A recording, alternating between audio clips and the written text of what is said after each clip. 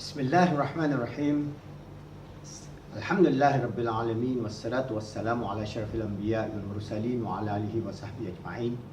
We continue with our discussion on total past learning history, the sum total of our life, and from the perspective of positive Islamic psychology model, how we shape our perception based on the input from the physical environment, from the social intra and interpersonal environment, and from inner speech, in which we can then mold a positive worldview of life and then achieve peace, happiness, and success in this world and the hereafter. Because by molding our perception towards goodness, our feelings, our thoughts, our conscious and subconscious mind, our actions and our behaviors will all then be geared towards a sum total of goodness, which is a positive way of life, and inshallah we will achieve peace, happiness, and success and become an achiever in life. Because all of us yearn to have peace, happiness, and success, and to be an achiever in life. So there are many approaches in which we can understand this hierarchy of feelings, thoughts, and emotions. Feelings, emotion, thoughts, action, and behavior. So I'm going to give you an overview today, and then we can tackle one issue at a time so that we can learn how we can psychologically improve ourselves so that we can overcome many of the negative inner thoughts, inner speech, and negative emotions that we develop over time. What is important is yesterday I have told you that basically feelings and emotions and the neurotransmitters that is affecting us through an interaction between our physical self, our brain, our heart, our qalb, and our ruh will then produce a feeling that will be continuous, and that continuous feeling can be positive or negative, and we can more or less describe this as in this way. Every time we have our feelings comes from an inner speech, and that inner speech can be instantaneous and automatic depending on how repetitive it becomes part of us. So we then can learn how to identify them, because these feelings and these repetitive thoughts from the inner speech comes and go, and it can be varied or shaped towards a certain perspective and certain perception. That shaping process is something that we have to learn, and once we learn, then inshallah we can even overcome most of our psychological problems. So I'm going to tell you a few examples today, and today we will discuss about how we can basically frame this up first, because feelings, all the feelings that we have is equal to emotion with a story. That feelings, if we can eliminate, which is not easily done, or we can shift it or deflect it or shape it in a positive manner, then we will have positive emotions. But normally what happens is we have feelings that are negative, feelings that constitute a destructive force that causes us to have misery, failure, hatred in life. So we can name those things, and we can then more or less identify those feelings first before it becomes big.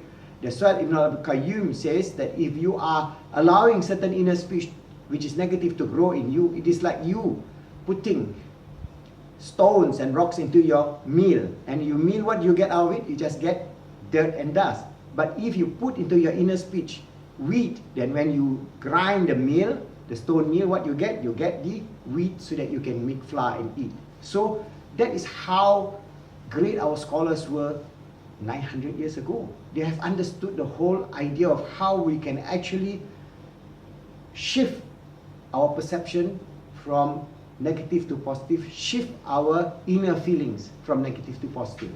And the way we do it is we can actually start thinking about giving them names. For example, we give names. For example, we have anger. Rasulullah tells us a man is not strong, one who can throw somebody else in a wrestling match. One is strong who can control his anger. So anger is the root cause of many disaster in human history, whether it is war, whether it's tribal, whether tribal conflict, whether it's human murder, and so on. So we have, for example, we give the name, say Mr. Anger. So when it comes you can say, oh, now Mr. Anger is that feeling of anger is with me. So Mr. Anger is present. So then how can you overcome that feeling? Or we have hate. So Mr. Hate. So you hate somebody. And you hate that somebody maybe for a day, for a week, for years. Then it becomes a disease of hatred. And this in Islam are diseases of the heart. Spiritual diseases. And in psychology, we have the terminology for that kind of disease. So we have also Mr. Ego. He thinks he's so inflated that he is the king of everything. Just like Fir'aun, he says, I'm the Lord of the worlds.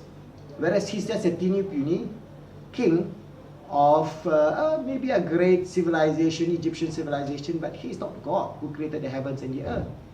So this ego then will drive this person to have things that beyond whatever, it does not make sense. For example, there are people who have collection of 1,000 shoes. It's just ego. Or they have a collection of 1,000 sport cars costing maybe $1 billion or whatever it is. But it is just, their life is driven by ego, and actually they are just a puny, weeny human being that is not worth much from the perspective of our existence in the physical realm. Then we have Mr. Revenge. Or we have Miss Envy, we have Miss Anxiety, we have Miss Jealous, we have Miss Backbite, etc., etc. So each and every one of these feelings, if you can identify them, you give them a name. Tag them first. Alright? So I'm going to give you a short discussion, and I will go through one by one, actually, to give you a way out so that we can actually do a DIY. That means our own DIY, do-it-yourself, scanning of our inner speech and our thoughts, and then with that, with the grace of Allah subhanahu wa ta'ala, through our dua, our zikr, our worship, our remembrance of Allah, we try to infuse the opposite character, the opposite worldview, so that we can then be able to actually achieve peace, happiness and success in this world and the hereafter. For example, I give you a little story, say Mr. Revenge.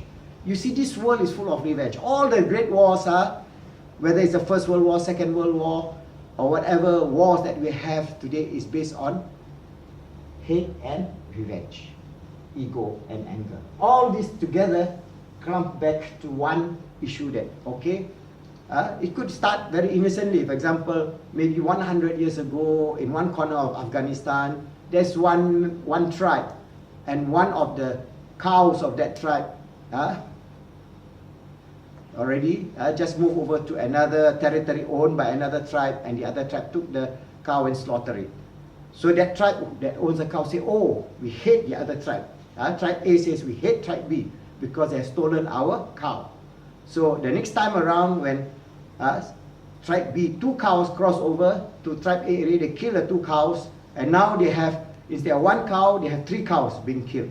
And then it grow and grow and grow and grow, and over 100 years, each time a youth from tribe A goes over to the territory of tribe B, they will just shoot and kill them. And this is what's happening. All tribal wars, whether it is in Afghanistan, whether it's in the ancient Jahiliyyah Arabia, or in the middle of the forest of Papua New Guinea, it's the same thing. Hate, revenge. So finally, it got out of control, so they have tribal wars where hundreds of people are being killed. And beyond that tribal war, we have the First World War. We have more than 20 million being killed. Then we have the Second World War, more than 30 million being killed. We have the great evil people like Pol Pot and all that, killing maybe 3 million innocent Cambodians, and so on and so on. So all these things boils down to a negative perception and a negative inner speech. So remember, if you have that kind of feelings, that feelings of revenge, all right, straight away you say, oh, Mr. Revenge is here. You cannot just destroy it away, because that is, you cannot stop it, because it is coming and it is coming and it is coming. So, but if you are aware in your feelings that, oh, I have this feeling of revenge, inshallah, I try to infuse a feeling of forgiveness, because the opposite of revenge is forgiveness. So you say to yourself, inshallah, I'll forgive so and so for causing harm to me, maybe causing me to lose my job, inshallah, I forgive him. So when you forgive him, you release your pent-up energy of hate and revenge. Because if you allow it to go, then days become weeks, weeks become years, and you get bigger and bigger and bigger and become out of control. You have people who live their whole life with hate and revenge, hate and revenge, hate. Everything that they touch boils down back to hate and revenge. If they do not try to stop the fire, that's why Imam Ghazali rahimahullah says, if you want to stop an evil action or a bad inner speech or a bad perception, you must cut it out when it is small. Because when it's big, it will run out of control. So, for example, the Great World Wars are small things. The First World War was just a little incident in somewhere in Europe, with a king being killed and so on, and it became a First World War, you know. So it goes out of control. So what is important is that when we have that feelings, we have to start imbuing ourselves, inshallah, I forgive so and so, I will try my level best to be more positive in this. Whatever has happened, let bygone be bygone, and inshallah we can be friends together, and maybe one day he will regret what he has done, and maybe we can continue this journey of life in a brotherly manner, in a way of peace, happiness, success, and so on. So you begin to mold your perception through your inner speech. Remember, do not give this emotional story a negative story. Try to give this emotional story with a positive story, because this positive story will then change these feelings to become positive. Alright? Because if you feed these feelings that is negative, you feed it with revenge and hate, it will become bigger and bigger with the negative emotions. This story will get bigger and bigger, and it will go out of control. And this is a very simple approach.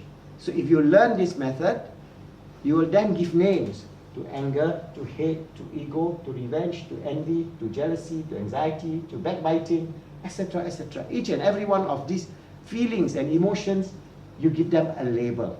And once you start giving them a label, you can then be able to deal with them, so that you create within yourself, within your feelings and emotion, self-awareness of your own presence and the presence of the divine. First is your own self-presence, that you are aware of what is going on internally, the internal dialogue, the inner speech within yourself, and how you can extinguish the fire of hate, the fire of revenge, so that you can then become a calm, peaceful person. Your thoughts will be more peaceful, your feelings is peaceful, your emotion is peaceful, your neurotransmitters will just give you more dopamine or serotonin, and you are not stressed out, and you get all the benefits, the spiritual, emotional, mental and physical wellness that inshallah is a gift from Allah subhanahu wa ta'ala for all of us. So in the next episode, I'll take another topic and we can start thinking about it. Because, for example, anxiety is one of the greatest problems of modern society. Most of us in the first world or second world countries, we have food to eat. And for example, in the Western countries, they have more than enough food to eat. They have all the food, all the toys to play, all the games to play, all the nightclubs to go, everything. But yet, more than 80% are having this disease of anxiety. Why?